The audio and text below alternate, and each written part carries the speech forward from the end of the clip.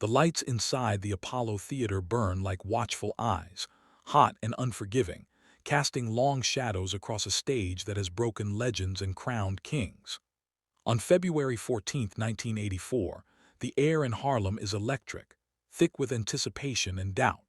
Somewhere in the wings stands Michael Jackson, not in glittering armor, not with dancers flanking him, but alone, facing a challenge that threatens to unravel everything the world thinks it knows about him. The crowd murmurs like an approaching storm. Rick James's name echoes through the room like a dare. $50,000, 8 minutes, one song, Harlem's toughest audience. This is not a concert. This is a reckoning. Before we continue, don't forget to subscribe and turn on the notification bell, so you never miss another untold story. 3 weeks earlier on the set of Soul Train, the moment had unfolded with the casual danger of a street duel. Rick James, raw, unfiltered, unpredictable, leaned forward with that unmistakable grin, eyes burning with challenge. Across from him sat Michael Jackson, the most famous performer on the planet but also the most carefully guarded. Between them no fists were raised, no weapons drawn, only words, and those words would ignite a fire that burned all the way to Harlem. Rick James did not believe in polish. He believed in sweat. He believed in pain. He believed in the kind of performance that wrung every drop of emotion from a soul until there was nothing left but truth. Michael Jackson, to him, was brilliance, but brilliance wrapped in choreography, perfection, and illusion. And so Rick James made a wager that sounded less like a bet and more like a provocation. "Bring him to the Apollo," Rick said, his voice half laugh, half threat. "Let's see how he does in front of Harlem. No dancers, no tricks, just a mic and a song. If he survives, I'll pay him $50,000. The room laughed. Some shook their heads. But Michael Jackson did not laugh. He did not dismiss the challenge. He did not hide behind his security team or his managers. He looked straight at Rick James, eyes dark and unblinking, and quietly said, "I'll do it." In that moment, something shifted. This was no longer a friendly rivalry. This was no longer entertainment. This was a test of identity.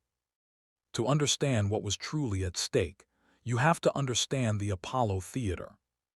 The Apollo is not just a building. It is a crucible. It is where dreams are refined or shattered, where talent is not politely applauded but brutally judged, where the crowd is both jury and executioner, sometimes literally, with a man holding a broom, ready to sweep performers off the stage if they fail to earn respect. Amateur night at the Apollo is not a stage. It is a battlefield. Legends like Ella Fitzgerald, James Brown, Billie Holiday, and Aretha Franklin once stood where so many others had been booed into obscurity.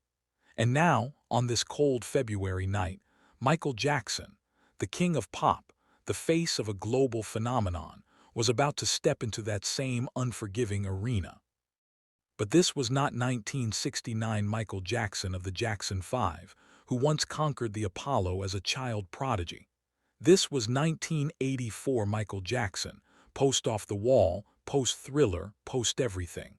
This was a man who had become larger than life. And Harlem does not worship giants. Harlem challenges them. The irony was cruel. Michael Jackson had sold millions of records, filled stadiums, shattered charts, and redefined pop culture. Yet here in this room, none of that mattered. Not his Grammys, not his moonwalk, not his sequined glove. The Apollo does not care how famous you are. It cares only about what you give in the moment. And Rick James knew it. The wager spread like wildfire through the industry. Some executives laughed it off as a publicity stunt. Some warned Michael not to do it. Others whispered that Rick James was setting a trap, that Harlem would devour him alive. Even Michael's closest collaborators were uneasy. Quincy Jones reportedly raised an eyebrow. "Why do this?" they asked. "You have nothing to prove." But Michael Jackson had everything to prove, not to the world but to himself. He had always been more than a dancer, more than a showman, more than choreography and spectacle. At his core, Michael Jackson was a vocalist, a storyteller, a soul singer raised on Motown, gospel, and heartbreak. And somewhere inside him there was a quiet fear that the world had forgotten that. This night was not about winning money. It was about reclaiming something essential. It was about standing alone, without armor, and asking an audience to see him, not as a superstar but as a man. February 14th arrived like a verdict. Outside the Apollo, the streets of Harlem buzzed with rumor and anticipation. People lined up early, some out of curiosity, others out of skepticism. Word had spread that Michael Jackson would be performing at Amateur Night. Not a concert, not a special show. Amateur Night. The audacity of it alone was enough to stir emotions. Inside, the theater glowed with history. The seats creaked under the weight of generations. The air smelled faintly of dust, sweat, and dreams deferred. The executioner stood ready, broom in hand, a silent reminder that this stage did not care who you were. Backstage, Michael stood quietly, dressed simply in a dark shirt and pants.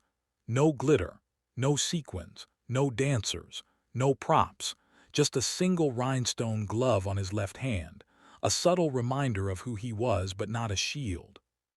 Rick James was there too, watching from the shadows, arms crossed, his face unreadable. He had made this challenge not out of cruelty, but out of belief. He believed that music was meant to be felt, not perfected. He believed that Michael Jackson needed to bleed a little to remember what music really was. But even Rick James did not know what was about to happen. The lights dimmed. The host's voice rang out, calling the next performer. There was a pause, just long enough for doubt to creep in. Then a ripple of murmurs swept through the crowd as Michael Jackson stepped onto the stage. No explosion of applause, no standing ovation, just a low, uncertain hum of recognition and disbelief.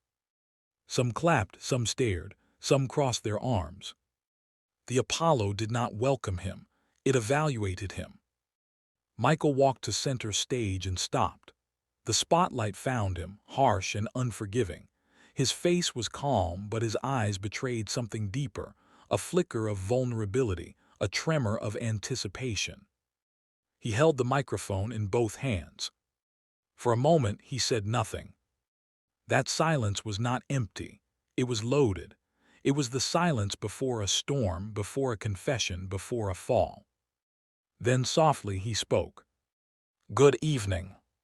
His voice echoed through the theater, gentle and unassuming. Some in the audience laughed nervously, others leaned forward. He took a breath. "I want to sing something, something from my heart." The band was not behind him. There was no orchestration, no build-up. Just a single piano note, slow and deliberate. And then he began. The song was not a hit single. It was not Billie Jean. It was not Beat It. It was not Thriller. It was a Motown classic, a song rooted in pain, longing, and truth. As his voice filled the room, something unexpected happened. The noise faded. Not because the audience had been told to be quiet, but because they chose to listen. Michael Jackson's voice was not polished perfection in that moment. It was raw, it cracked, it trembled, it soared, it fell, it breathed. Every note carried weight, every lyric felt like a confession. This was not a performance, this was a surrender.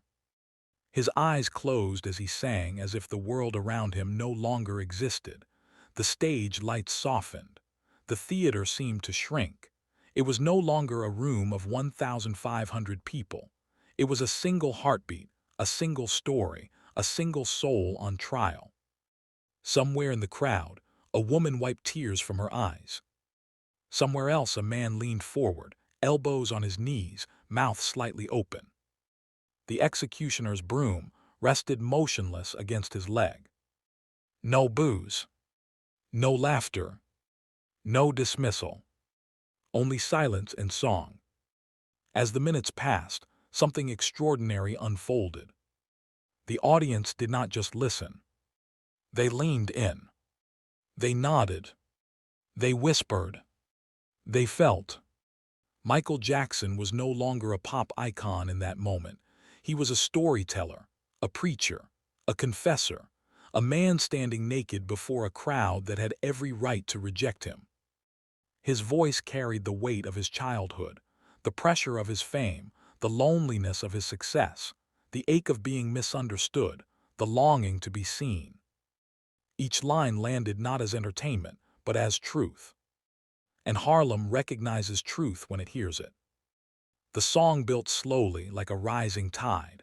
His voice grew stronger, more urgent, more desperate. He reached for notes not with technique, but with need. The kind of need that can only come from someone who has something to lose. Rick James watched from the side, his grin slowly fading into something else, something quieter, something like respect. The wager had been about failure. But this was not failure. This was vulnerability. And vulnerability in that room was more powerful than perfection. Then came the final verse.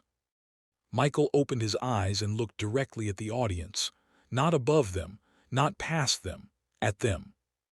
And in that moment, it felt as if he was no longer singing to a crowd, but to each individual person in that room. His voice trembled on the final line, not because he missed the note, but because he let himself feel it. The piano faded. The last note hung in the air. And then, silence. Not the awkward kind. The sacred kind. A silence so heavy, it felt like the room was holding its breath. 1 second. 2 seconds. 3. Then from somewhere in the back, a single clap. Then another. Then another. And suddenly, the Apollo erupted. The applause was not polite, it was not measured, it was thunderous. People stood. People shouted.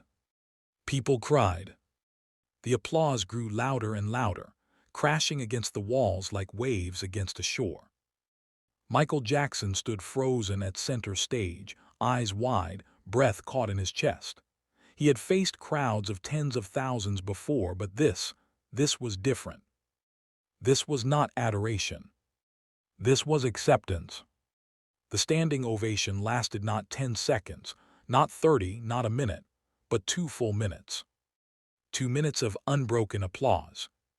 2 minutes of Harlem standing for a man they had every reason to doubt. 2 minutes that felt like an eternity and a lifetime. Michael's shoulders shook, tears welled in his eyes. He covered his mouth with his gloved hand, overwhelmed, undone, transformed. This was not the roar of fans. This was the embrace of a community. This was the sound of a soul being seen. Backstage, Rick James stood motionless. The grin was gone. In its place was something heavier, something humbler. He had expected Michael to stumble. He had expected the crowd to eat him alive. He had expected to prove a point about rawness versus perfection. But what he had witnessed was something else entirely. Michael Jackson had not survived the Apollo. He had been reborn by it. Rick walked toward the stage as the applause continued, weaving through crew members and security. He stopped just behind the curtain, watching Michael stand in the spotlight, shaking, crying, alive.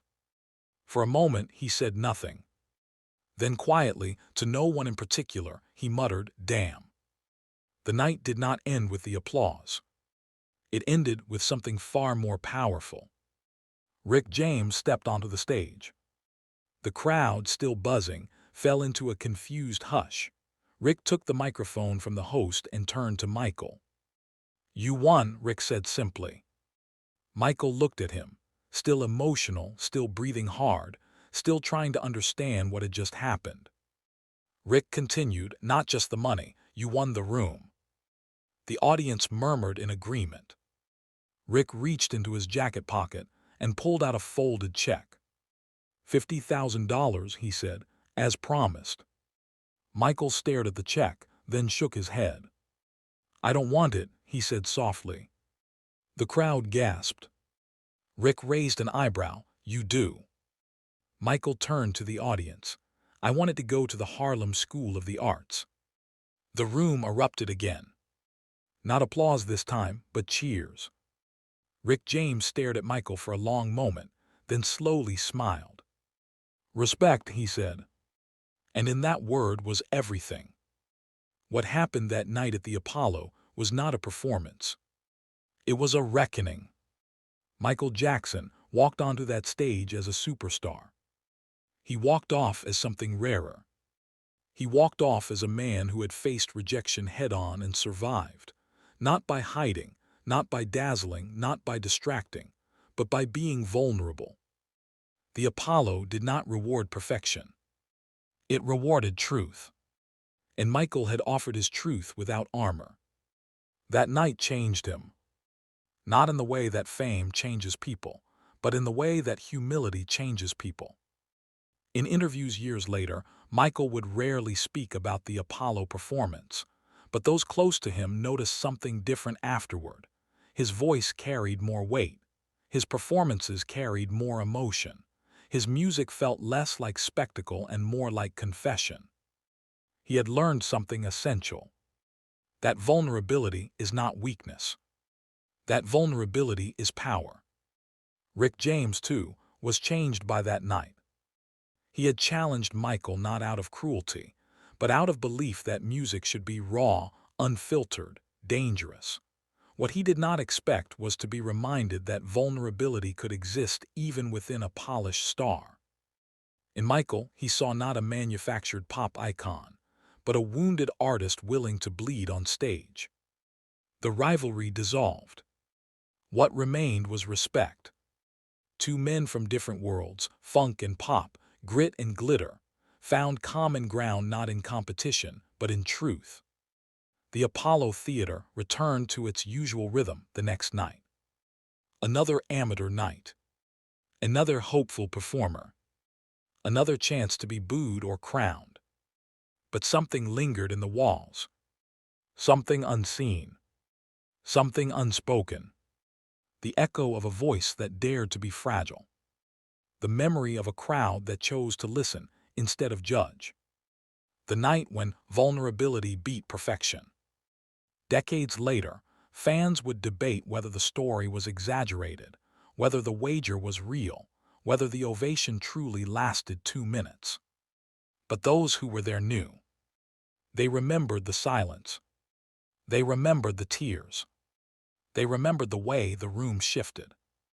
They remembered the moment when Michael Jackson stopped being untouchable and started being human. And in that humanity, he became something even greater. In the history of music, there are performances that change careers. And then there are performances that change people. This was the latter. Not because of the song. Not because of the money. Not because of the wager. But because of the courage it took for a man at the top of the world to step into a room that could tear him apart and offer nothing but his voice and his heart. That night at the Apollo was not about winning.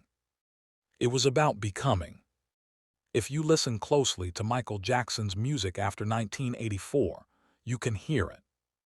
In the cracks of his voice, in the tremble of his notes, in the way he sings not to impress, but to confess. You can hear the Apollo. You can hear Harlem.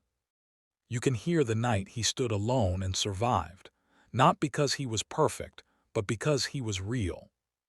And perhaps that is the greatest lesson of all. That even the greatest performer in the world can still be broken.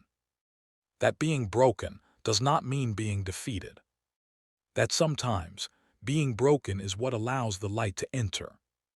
Michael Jackson did not leave the Apollo untouched. He left transformed.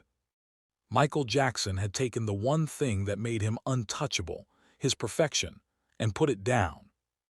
He had walked into the most unforgiving room in America without armor. And he had survived. But survival is not the same as peace. That night haunted Michael. Not in a way that caused fear, but in a way that caused reflection. He would later tell close friends that the Apollo performance stayed with him more than any stadium show, more than any award ceremony, more than any chart-topping hit. I felt like I was back in Gary, he once said softly, like I was singing in the living room again. That statement alone reveals everything. Gary, Indiana, where he was not Michael Jackson, the king of pop, but Michael, just Michael, a child with a voice, a family, and a dream. The Apollo had taken him back there, not in age but in essence. What most people never realized was how heavy the burden of perfection had become. Michael Jackson was not just performing for audiences, he was performing for ghosts. The ghost of his father's expectations, the ghost of Motown standards, the ghost of his own past successes. Every album had to be better than the last. Every performance had to outdo the one before. Every appearance had to be flawless. Every note had to be exact. He had become a prisoner of excellence. And on that stage in Harlem, for 8 minutes he broke free. Not by abandoning excellence, but by surrendering to imperfection. Rick James, too, would later reflect on the night with a mixture of pride and humility. In interviews he would say, I thought I was testing him. Turns out he tested me. When asked what he meant, Rick explained that he had always believed rawness meant chaos, rebellion, unpredictability.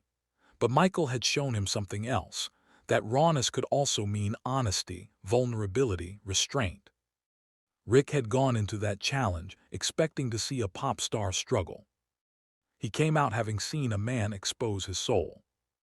And in doing so, Michael Jackson challenged not just Rick James, but the entire industry's understanding of what greatness looked like.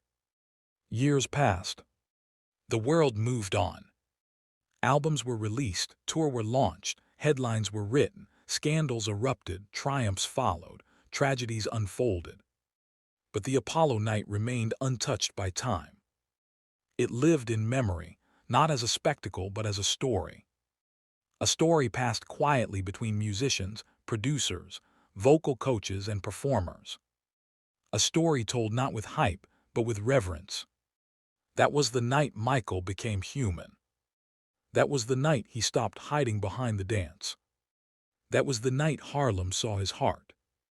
What made the night even more powerful was what didn't happen. There was no recording, no official footage, no album release, no press conference, no marketing campaign, no monetization. Just a moment. And moments like that are rare in an industry built on replication. Some fans would later ask, why didn't he do this more often? Why didn't he sing like that again? The answer lies in the cost. That kind of performance requires something that cannot be rehearsed, cannot be scripted, cannot be repeated. It requires surrender. It requires risk.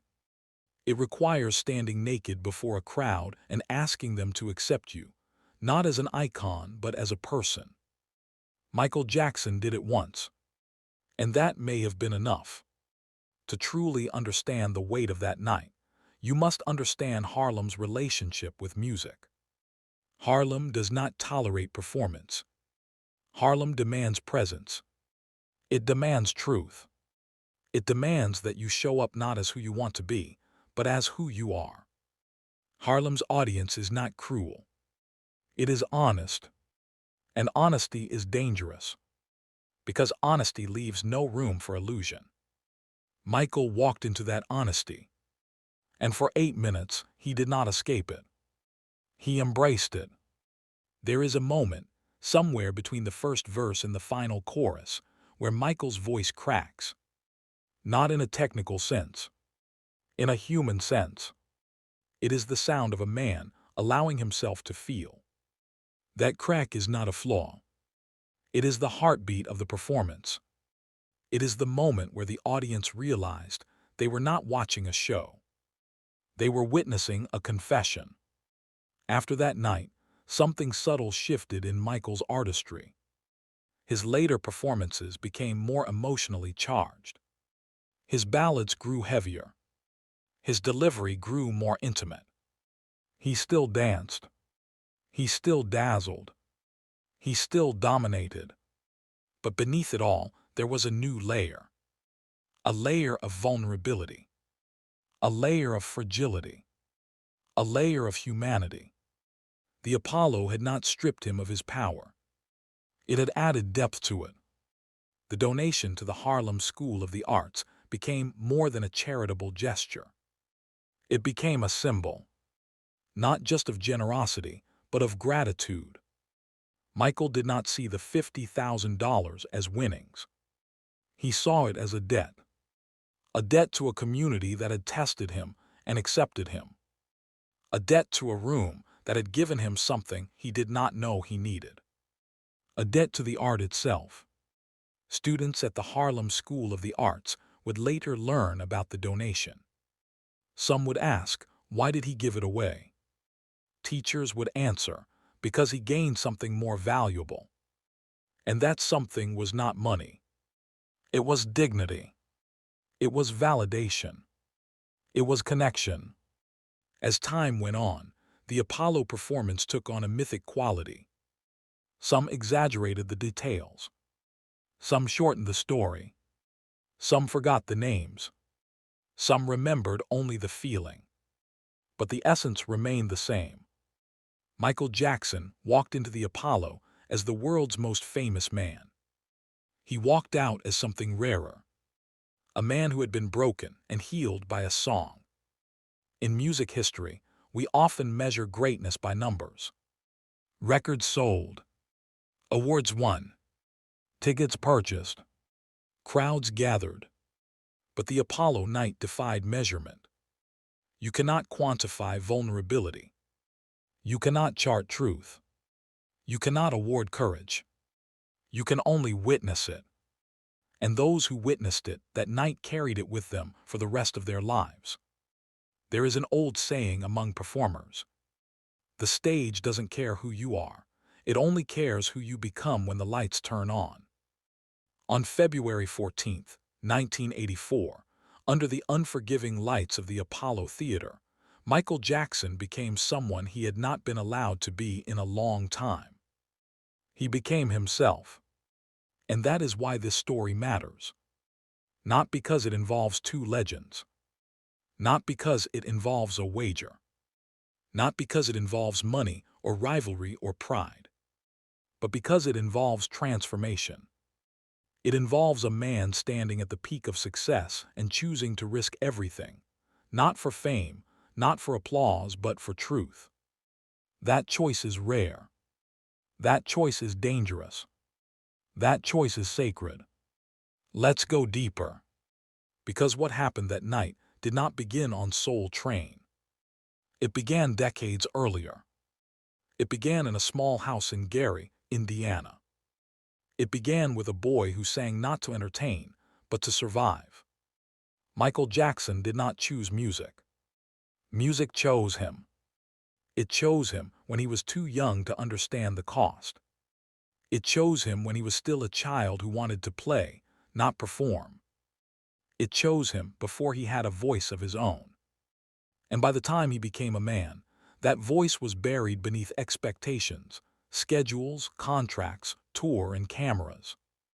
The Apollo night was the first time in years that he sang without an agenda, without choreography, without branding, without spectacle, without defense.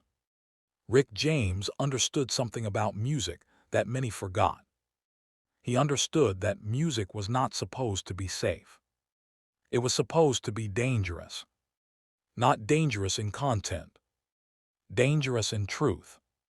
Dangerous in emotion. Dangerous in vulnerability. He challenged Michael not because he wanted him to fail, but because he wanted him to feel again. And in doing so, he unknowingly gave Michael one of the greatest gifts of his life. The permission to be imperfect. There is a moment that never made it into any story. A moment after the applause, after the check, after the donation, after the handshake. Michael stood alone in the empty theater. The seats were empty. The lights were dim. The stage was quiet. He walked to the center of the stage and looked out into the darkness.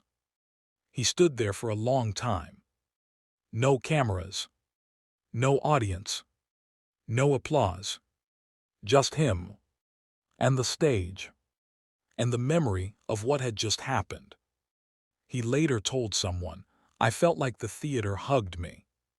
That sentence reveals more than any statistic ever could.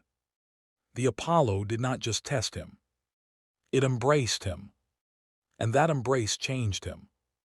What does it mean to be broken? In our culture, brokenness is seen as weakness, as failure, as loss. But in truth, brokenness is often the beginning of something deeper. Brokenness is where illusion shatters. Brokenness is where ego dissolves. Brokenness is where truth enters. Michael Jackson was not broken by humiliation. He was broken by honesty, and honesty healed him. Years later, when critics dissected his later work, some noticed a change in his voice. Not in range, not in technique, but in emotion.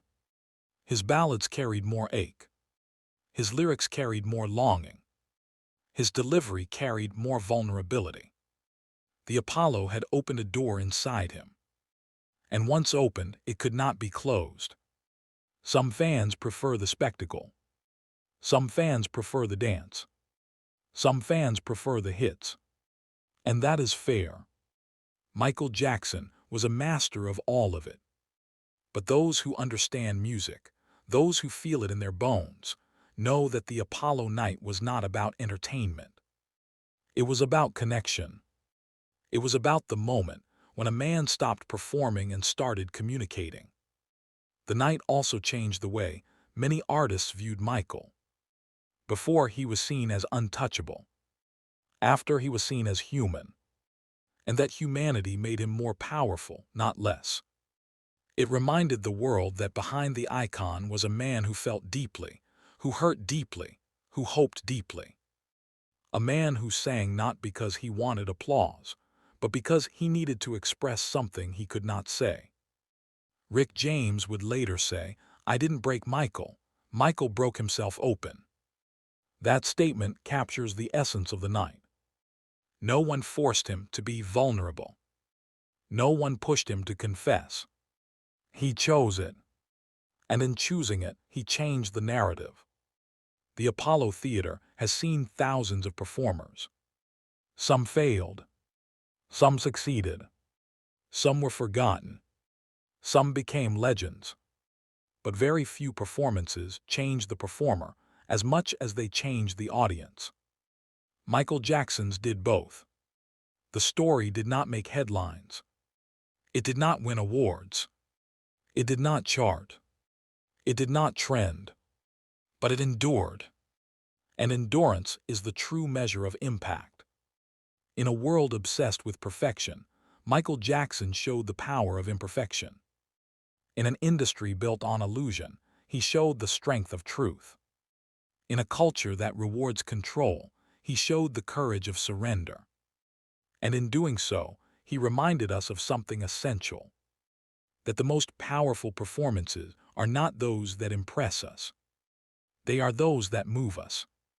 There is a line in music theory that says tension creates resolution. But the Apollo night showed something else. Vulnerability creates connection, and connection creates transformation. If you were to ask anyone who was in that room what they remember most, they wouldn't mention the song. They wouldn't mention the notes. They wouldn't mention the lyrics. They would mention the feeling that something rare had just happened. The feeling that they had witnessed not a show, but a moment of truth. The feeling that they had seen a man lay down his crown and stand as a human being. And perhaps that is why this story continues to resonate. Because it is not about Michael Jackson. It is about us. It is about what happens when we stop hiding. It is about what happens when we stop performing. It is about what happens when we allow ourselves to be seen. The Apollo night teaches us that vulnerability is not a flaw. It is a bridge between performer and audience, A bridge between ego and truth. A bridge between isolation and connection. Michael crossed that bridge, and in doing so, he invited others to cross it too. This is why the story endures. Not because it involves fame, not because it involves money, not because it involves rivalry, but because it involves courage. The courage to stand alone, the courage to sing without armor, the courage to risk rejection, the courage to be human. If you strip away the names, the fame, the money, the history, what remains is simple. A man stood on a stage. He sang from his heart. A crowd listened, and something changed. That is the essence of art. That is the essence of music. That is the essence of connection. Michael Jackson did not walk into the Apollo to prove he was the greatest. He walked into the Apollo to find himself. And in doing so, he reminded the world that greatness is not measured by how perfect you are. It is measured by how honest you are. There are many versions of Michael Jackson. The dancer, the innovator, the icon, the king. But on February 14, 1984, at the Apollo Theater in Harlem, there was another version. The man, the singer, the soul, the human. And that version may have been the most powerful of all. If this story resonated with you, don't forget to like this video, subscribe to the channel, and share it with someone who believes in the power of music to heal, transform, and connect us all. Because some stories are not meant to be consumed.